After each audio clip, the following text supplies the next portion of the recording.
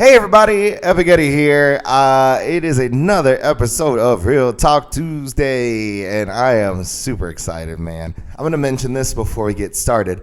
It was actually really cool because last week I did my episode on body image issues, and in that, if you haven't watched it yet, make sure you check it out. I actually talked a little bit about kind of my struggle with food and eating disorders.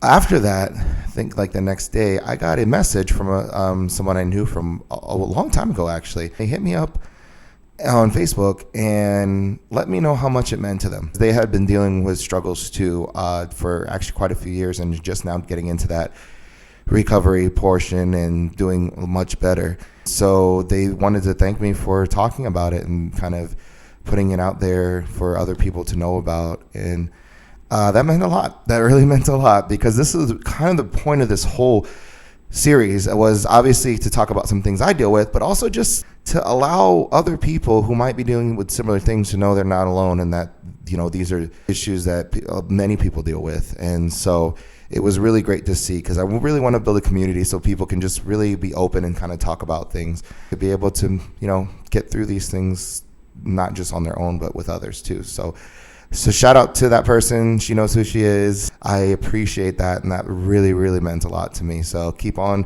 fighting the good fight. And I hope you're doing amazing. So that being said, though, we're going to kick this thing off. As usual, we got Tequila Tuesday. So we're going budget brand today. So this one is Kirkland Tequila Silver. If you can see that.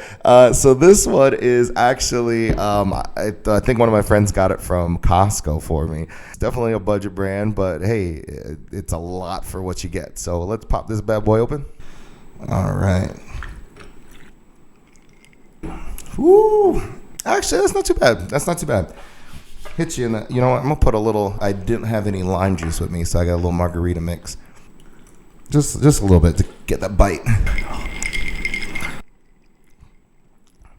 All right, yeah, not too bad, not too bad. All right, so today we're going to talk about something near and dear to my heart, being a first-generation American. As you can see, I'm super repping today. I've got my American-grown Belizean root shirt. So it's got the American flag here and as the tree, and then under there, the roots with the Belizean flag. And I don't know if you guys knew this, but my very, very first tattoo, the first tattoo I've ever gotten, was actually this one here. And it's the two flags, the American flag, the Belizean flag. It says American born, Belizean blood. Shout out to my little brother. He'd gotten that one like that first, and I kind of took his concept and made it bigger. So also a shout out to my boy Kapps, who did that tattoo out here in Las Vegas. He works at the Revolt Tattoo Shop. So definitely, if you're ever in town, go check him out. He's an amazing artist. So definitely check them out. That being said, as you can imagine, I am both American and Belizean. Both my parents were born in Belize, raised in Belize, as well as their parents, but I was born here in the States. So that's basically what a first-generation American is. Someone whose parents are from another country, immigrate here, and then they were born here in the States. I want to talk about this because a lot of people don't realize kind of the struggles with identity that a lot of people who are first-generation Americans go through. All of the first-generation Americans that I've talked to have kind of gone through this similar struggle, apparently. So there's a big sense of culture that you get when your parents are born from another country because you're surrounded in that household with it. And that's because that's what they were raised with. Whereas me, growing up, I was in a world of, you know, where the American ways were kind of shown to me and I was exposed to. But at home, there's a lot of Belizean things that that I was exposed to too. So kind of feel like you don't belong at first. It's obviously that I was different than, you know, most Americans because of things that I grew up with. But at the same time, I wasn't quite Belizean enough because I wasn't born in Belize or raised in that country. So Belize is right next to, it borders the tip of Mexico, also Guatemala, Honduras. So there's a lot of Spanish influence, obviously, that in that. However, it's right on the coast, so it's right close to Haiti and Jamaica. So a lot of Caribbean influence. Like I grew up eating oxtail, curry chicken, rice and peas. But then also it was a British colony until like the 1980s. So I grew up drinking tea with cream and sugar. It's actually the only Latin American country, if I'm not mistaken, whose official language is English, not Spanish. And then also there's a Creole, like an English Creole. But the Creole is something my parents and my aunts and uncles and all them spoke. But that's part of the thing. Okay, so they can speak it. I can understand it because to me it's English. But you'd be surprised. I didn't realize other people, to them, it's almost like a whole different language. And don't ask me to speak it because I can't. All right, they make fun of me because I can't. I got enough of that growing up. Okay, but I remember the first time when that was apparent to me. I was in high school and we had like a high school like graduation party at the park. Me, my grandparents were there, my mom, my dad, and then I had my friends there. I remember one time my grandmother asked one of my friends if they could pass like the chips or potato salad or something. My friend looks at me and goes, "What did she say?" I couldn't understand it. I was like, "She just said pass the chips, bro. What are you talking about?" And that's when I like realized like apparently it's almost a whole different language. So it's like a broken English, and it's so interesting, but that's part of like what I'm talking about. I have a sense of that culture there as well, but I am very Americanized as well. Like plantains are very much a big part, like a staple of Belize. Which, if you don't know what they are, they look like bananas, but they're like smaller, and a lot of times they're like sweet the way they're made. And so me and my brothers don't really like them. And my mom would always give us crap. How you Belizean, you don't like plantains? It's subconscious, but you grow up with those kind of things thrown at you where you made to feel like, well, I'm not really Belizean. But then there's things that you deal with, like we talk about weird foods that we've eaten. And I never brought up oxtail because to me that wasn't weird. That was a normal part of our like diet. And I remember mentioning it one time and someone was like, "Oxtail? What the hell is that?" Or like this soup that we make called relleno, but we just call it black soup because it literally looks black. And I remember the one time I made it for my roommates when I was back in Virginia. My one friend, he had never had it before, and he looked at it and make it in the pot, and he's like, "What is that?" Like, try a little bit, just a little bit, and if you don't like it, then that's cool. I gave him like a little bit of it. Gave it to him. He goes in the living room, eats it, comes back, was like, "Is there any more of this?" I was like, "I told you it's good." So, it's interesting because you obviously have a part of you that's incredibly unique that, most common Americans don't deal with. But, it was a British colony too till 1980s. And so that's a part of my culture as well. I grew up drinking tea with cream and sugar. So the British Army was basically in charge of Belize for the longest time. We had a small military, but that was under the British kind of rule.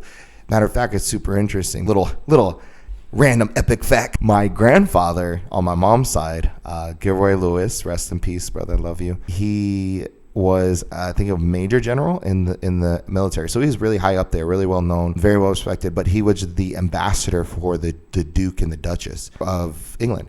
And matter of fact, I'd never seen this until he passed away. There was an actual letter that was signed by Queen Elizabeth that like kind of inducted him into the British military via Belize. And I thought it was really amazing. It's really cool. Yeah, that's the sense of like the culture that we get proud of just because it's a part of who I am. It's a part of my identity. But like I said, it's interesting because you go through that identity crisis because you don't feel like quite one or the other. There's a lot of things that my parents went through growing up in Belize that I never had to experience.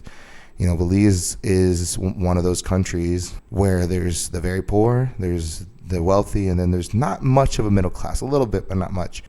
All the buildings are really, really, really low. And then you'll see like a big building every now and again over here and there where, people who have decent money stay. What most people see when they go to visit the resorts and things like that, which is a beautiful, beautiful country. If you ever get the chance to go, it's clear water, white sand, but there's also like the Mayan ruins out there, rainforest out there, which I never got a chance to see. I still want to go back and see that. But, when you get into the city, it's just an interesting life to see how the people live out there.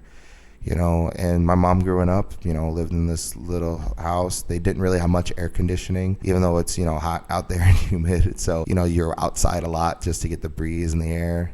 And, it's interesting. They didn't grow up with too much, but that's why family is so important to me because they didn't grow up with too much. And so family was the thing that they counted on. They counted on each other. especially when you move to the United States and you don't know anybody. My mom immigrated, I think, in like the 70s. My dad immigrated. I actually, you know what? I have to ask him.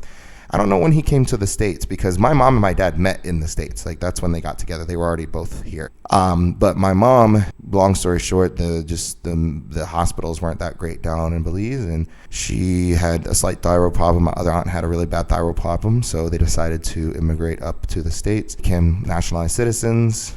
Been in the States for like 40 something years, I think. It was just really cool because my mom was able to give us a better life, even though we grew up, we didn't grow up with a lot as far as financial goes. My mom busted her butt to give us a good life, and she did. But on top of that, just being in the United States, we were able to have a lot more opportunities than I think we would have had if we would have been in Belize. That, I think, was it's a great thing, and I'm thankful that I have the ability to be born and raised in this country. And there's battles, it's kind of sad to see the state of our country nowadays. And I don't want to get too much into like politics and things, because that's not what this is about. But when my mom used to talk about America, it was this idea that the American dream, to be able to come to a place where you have more opportunity for your family, you work hard, and you can be somebody. And then this idea that it was just a melting pot of people from all over that came to be one nation together. And I think that's an amazing thing. And I think we've gotten away from that a little bit. Nowadays it sucks that there are people who kind of judge you by the way you look. I haven't had a whole lot of racial discrimination growing up, thankfully. That's probably because most people can't tell what the hell I am actually by looking at me. But I've had instances, and it's not fun. It's really sucks that someone can make a decision about you when they have not even gotten the opportunity to know you just by the way you look, about something that you can't even change. Because at the end of the day, we're all people, and we're all really just trying to protect our families, protect ourselves, and work hard and be happy. I think happiness is the key, and unfortunately some people feel a need to tear other people down to make themselves feel happy, which in the end it doesn't really do that anyways. So growing up, it was an interesting thing, trying to embrace both. But eventually I just realized, I was like, I'm 100% American. I was born and raised in the States, American. My father was in the Air Force, so he fought for our country. My cousin, she's in the Air Force. My little brother wound up being in the Marines, full-blooded American. But at the same time, I'm 100% Belizean too. Both of my parents are from Belize, born and raised. Their parents as well. That brings that culture with me. And so, I guess that'd be 200%. 100%. Yeah, I'm 200% awesome. That's what I am. You're welcome, everyone. Yep. A little math for you. And that's eventually where I got to think about it. Instead of I'm not enough this and not enough that, I'm just like, I'm the best of both worlds. So if you're growing up that way and you're a first generation American and you deal with that kind of identity crisis, just remember you're the best of both worlds. That was what America was based on. It's just being able to bring us all together all over the world into one nation and be able to take the cultures and melt them together and embrace those things. I mean, shit, we wouldn't even have all the amazing foods we have if we didn't bring these cultures together. And so it's awesome, man. I love the fact that my family has a lot of culture that they brought to me. I love exposing other people to that. So like, I don't mind when people ask me what my ethnic background is, or which, by the way, that's the best way to ask it. Hey, what's your ethnic background? Not just where you're from, because I'm from Virginia. But I don't mind people asking me. I like when people ask me, because it gives me opportunity to talk about where my family's from and talk about the culture of Belize, because it's a really fascinating little country. But that's also being able to talk about myself and who I am. And I think I'm a pretty fascinating dude. So I tell you, if you're struggling with that, man, just embrace it. Just embrace the fact that you're the best of both. And especially because nowadays, Belize has become a more and more known little country. I remember growing up when people would ask me, like, where are you from? Where's your family from?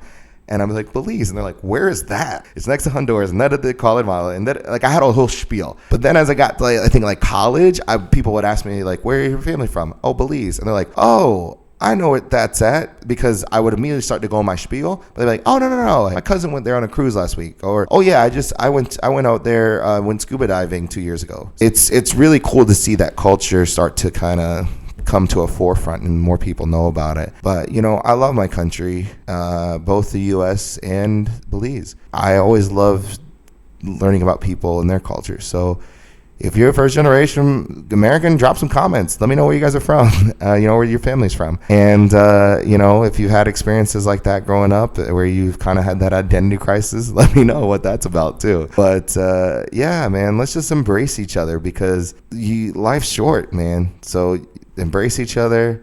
And as you all know, just make it epic. That's a wrap.